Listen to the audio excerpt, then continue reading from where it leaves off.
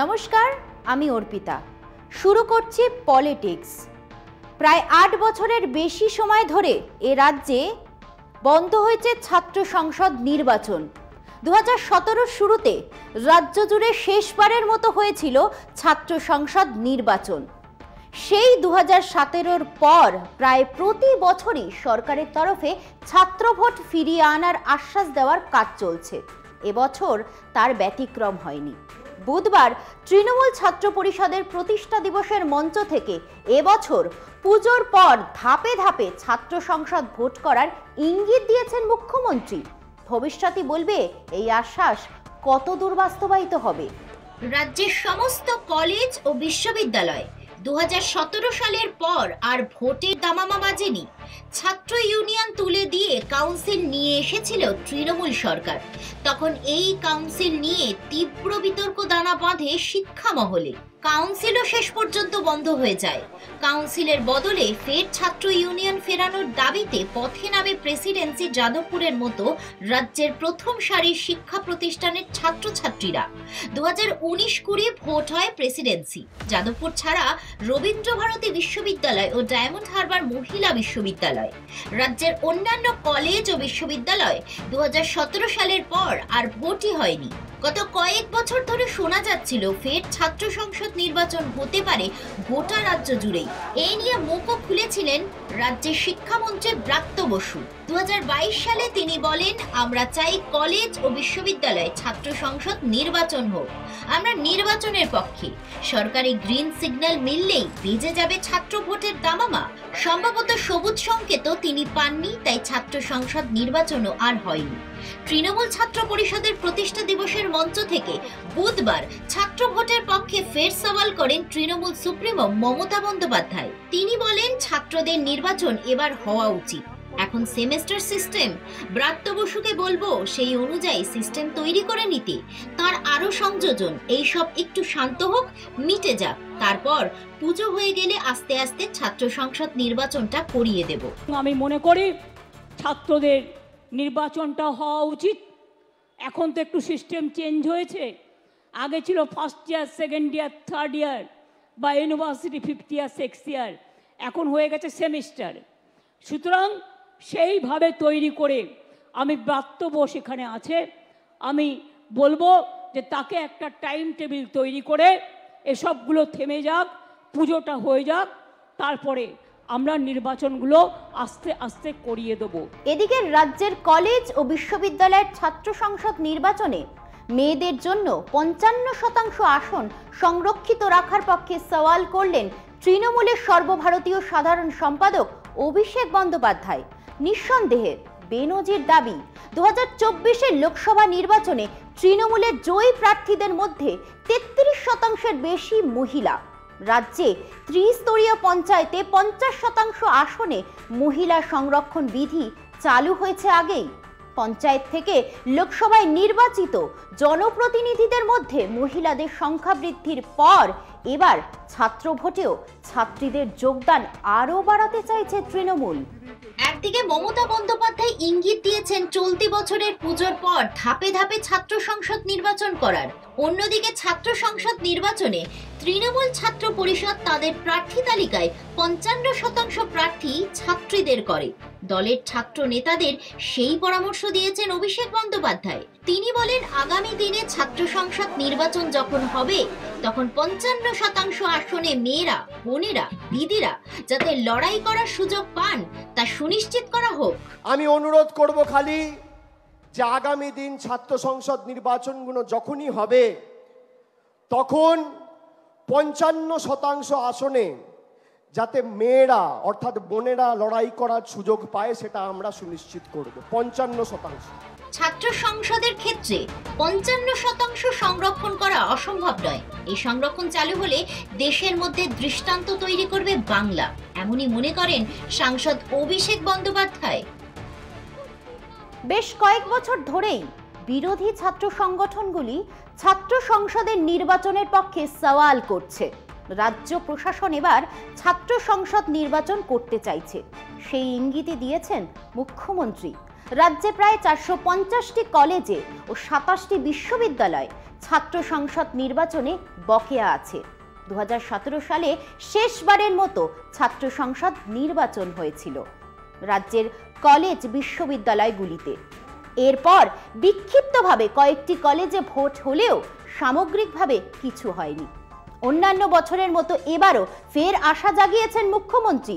ভবিষ্যৎই বলবে ছাত্র সংসদ নির্বাচনের ভবিষ্যৎ কি হবে। ফিরছে একটা বিরতি নিয়ে, সঙ্গে থাকুন। আরজিকর কাণ্ডকে সামনে রেখে বহুদিন পর কংগ্রেসকে পথে নামতে দেখা গেল বৃহস্পতিবার। প্রদেশ কংগ্রেস কলকাতার কলেজ স্কোয়ার থেকে শ্যামবাজার পর্যন্ত তরুণী ডাক্তারকে ধর্ষণের পর খুনের ঘটনার প্রতিবাদে মিছিল করে। তার নেতৃত্বে ছিলেন প্রদেশ কংগ্রেস সভাপতি অধীর চৌধুরী। মিছিলে ভিড় হয়েছিল চোখে পড়ার মতোই।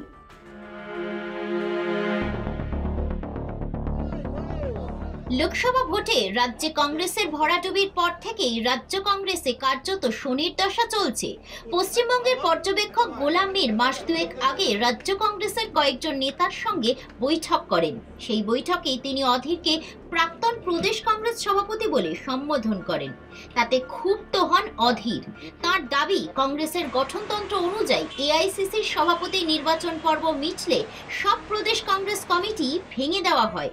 নতুন কমিটি গঠিত না হওয়া পর্যন্ত পুরনো কমিটি কাজ চালায়। অধীর বলেন, নিয়ম অনুসারে আমি অস্থায়ী সভাপতি, কিন্তু রাজ্যের পর্যবেক্ষক যেভাবে আমাকে প্রাক্তন করে দিলেন তাতে বোঝা যাচ্ছে দিল্লির আমাকে আর দরকার নেই। তখন থেকেই অধীর দলের কাজে তেমন মন দিচ্ছিলেন না।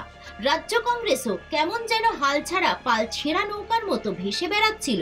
কোনো কর্মসূচি না থাকায় সাধারণ কংগ্রেস কর্মীদের মধ্যেও হতাশা দেখা দেয়।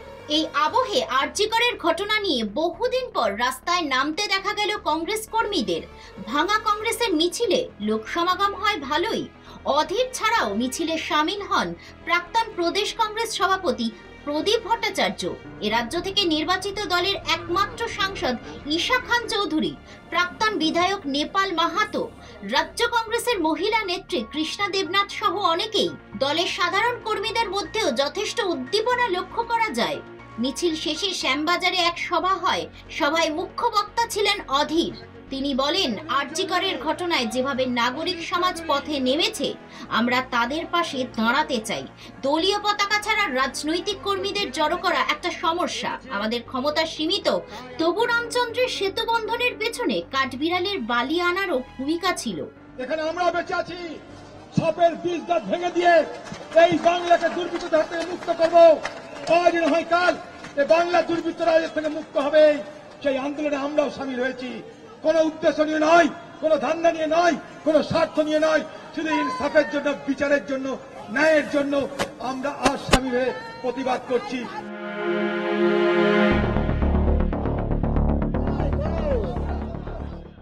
বহুদিন পর প্রদেশ কংগ্রেস সভাপতিকে রাস্তায় নামতে দেখে কংগ্রেসের সাধারণ কর্মীরা যার পর নাই আনন্দিত। তারা চান অধীরই পাকাপাকিভাবে রাজ্য কংগ্রেসের হাল ধরুন। হাইকমান্ড নামে কংগ্রেসের যে বায়বীয় বস্তু রয়েছে, তারাই পরবর্তী প্রদেশ কংগ্রেস সভাপতি কে হবেন সে ব্যাপারে চূড়ান্ত সিদ্ধান্ত নেবে। রাজ্য কংগ্রেস নেতাদের বৈঠকে তখনকার পর্যবেক্ষক গোলাম মীর জানিয়েছিলেন, খুব শীঘ্রই নতুন প্রদেশ কংগ্রেস সভাপতির নাম ঘোষণা করা হবে। কিন্তু তারপরেও কেটে গিয়েছে অনেক দিন। অধীর অস্থায়ী সভাপতি হিসেবেই কাজ চালিয়ে যাচ্ছেন। সেই পর্যবেক্ষক মীর এবার কাশ্মীরে বিধানসভা নির্বাচনে প্রার্থী। নতুন পর্যবেক্ষক কে হবেন তাও ঠিক নেই। রাজ্যের সাধারণ কর্মীরা চান দ্রুত প্রদেশ কংগ্রেস সভাপতির নাম ঘোষণা করুক দিল্লি। এখন দেখার দিল্লির টনক কবে নড়ে। এখন সময় আরও একটা বিরতির। ফিরছি বিরতি নিয়ে, সঙ্গে থাকুন। আরজিকর হাসপাতালে তরুণী চিকিৎসকের যৌন নির্যাতন এবং হত্যার ঘটনার আবহেই এবার এক সিপিএম বিধায়কের বিরুদ্ধে যৌন হেনস্থার অভিযোগ। কংগ্রেস ইতিমধ্যেই বিধায়কের ইস্তফার দাবিতে সরব হয়েছে। বাম জোটের তরফে জানানো হয়েছে বিধায়কের ইস্তফা দেওয়ার প্রয়োজন নেই। অস্বস্তি বাড়ছে বাম শিবিরে। এই ঘটনা নিয়ে উত্তাল কেরল। ধর্ষণের অভিযোগে এফআইআর কেরলের সিপিএম বিধায়ক তথা অভিনেতা মুকেশের বিরুদ্ধে।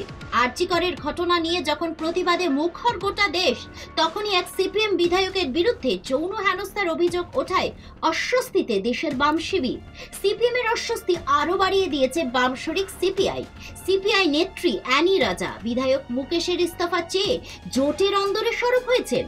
যদিও সেই দাবি খারিজ করেছে সিপিএম, বাম জোট এলডিএফ এর আহ্বায়ক ইডি জয়রাজন জানিয়েছেন মুকেশের ইস্তফা দেওয়ার প্রয়োজন নেই। অ্যানি রাজার দাবি উড়িয়ে জয়রাজনের মন্তব্য, যে কেউ যে কোনো দাবি তুলতেই পারেন। আমাদের সরকার প্রতিশ্রুতি দিচ্ছে কোনো দোষী ছাড় পাবেন না। এই ইস্যুতে স্বাভাবিকভাবেই বাম জোট এলডিএফ এর অন্দরে বিরোধ বাড়ছে। গত 7 দিন যাবৎ মুকেশ সহ মালওয়ালি চলচ্চিত্র জগতের একাধিক ব্যক্তিত্বের বিরুদ্ধে ধর্ষণ ও যৌন হেনস্থার অভিযোগ উঠতে শুরু করেছে। সেই তালিকায় এবার যুক্ত হলেন অভিনেতা মুকেশ।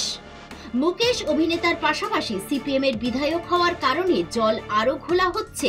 মুখ্যমন্ত্রী পিনারাই বিজয়নের পুলিশ ইতিমধ্যেই জামিন অযোগ্য ধারায় কোল্লামের সিপিএম বিধায়ক তথা অভিনেতা মুকেশের বিরুদ্ধে এফআইআর করেছে। কোচি শহরের মারাদু থানায় ধর্ষণের এই এফআইআর নথিভুক্ত হয়েছে। আর তারপরেই উঠেছে মুকেশের ইস্তফার দাবি। তবে মুকেশ এই ইস্যুতে পাশে পেয়েছেন দলকে। কেরল সিপিএম এর নেতা তথা ক্ষমতাসীন বামজোট এলডিএফ এর আহ্বায়ক ইডি জয়রাজন বৃহস্পতিবার বলেছেন, এর আগে কংগ্রেসের বিধায়ক এম ভিনসেন্ট এবং এলদোস কুন্নাপেলির বিরুদ্ধেও যৌন হেনস্থার অভিযোগ উঠেছিল, কিন্তু তাঁরা কেউ ইস্তফা দেননি। আগে তাঁরা পদত্যাগ করুন, তারপরে মুকেশের বিষয়টি নিয়ে কথা বলবেন। It is the duty of the CPM. They are ruling the state. They have to take action against Mukesh. But even the demands are rising among the LDF partners and from the opposition side and from among the public. The CPM is protecting their MLA, who is an accused in the sexual abuse case, sexual harassment case. This is very unfortunate. এদিকে আশঙ্কা, যে কোনো সময় গ্রেফতার হতে পারেন CPM এর ওই বিধায়ক, কারণ পুলিশ ধর্ষণ ও যৌন হেনস্থার অভিযোগে জামিন অযোগ্য ধারায় মামলা করেছে। কোচি শহরের মারাদু থানায় মুকেশের বিরুদ্ধে ধর্ষণের এফআইআর হয়েছে। আর তারপরেই সিপিআই নেত্রী অ্যানি রাজা মুকেশের ইস্তফা চেয়ে জোটের অন্দরে সরব হয়েছেন। সিপিআইয়ের সর্বভারতীয় সাধারণ সম্পাদক ডি রাজা স্ত্রী অ্যানি রাজা। এই নিয়ে শুরু হয়েছে তুমুল বিতর্ক। এরপরেও অবশ্য কেরল সিপিএম জানিয়েছে ইস্তফার প্রয়োজন নেই বিধায়কের। একই সঙ্গে বাম জোটের তরফে জানানো হয়েছে ঘটনার তদন্ত করে দোষীদের কঠিন শাস্তি দেওয়া হবে। দলের মধ্যেই বিরোধিতার মুখে পড়েছেন বিধায়ক মুকেশ। বিধায়কের বিরুদ্ধে যৌন হেনস্থার অভিযোগ ওঠার অস্বস্তি বাড়ছে বাম শিবিরেও। বাম জোটকে ভাবাচ্ছে সিপিআই নেত্রী অ্যানি রাজা মুকেশের ইস্তফা চাওয়ার ঘটনা। তবে শেষ কথা বলবেন কেরলের মুখ্যমন্ত্রী পিনারাই বিজয়ন। সেই দিকেই তাকিয়ে এখন রাজনৈতিক মহল। পলিটিক্স আজ এই পর্যন্তই। দেখতে থাকুন কলকাতা টিভি, রাত দিন 7 দিন।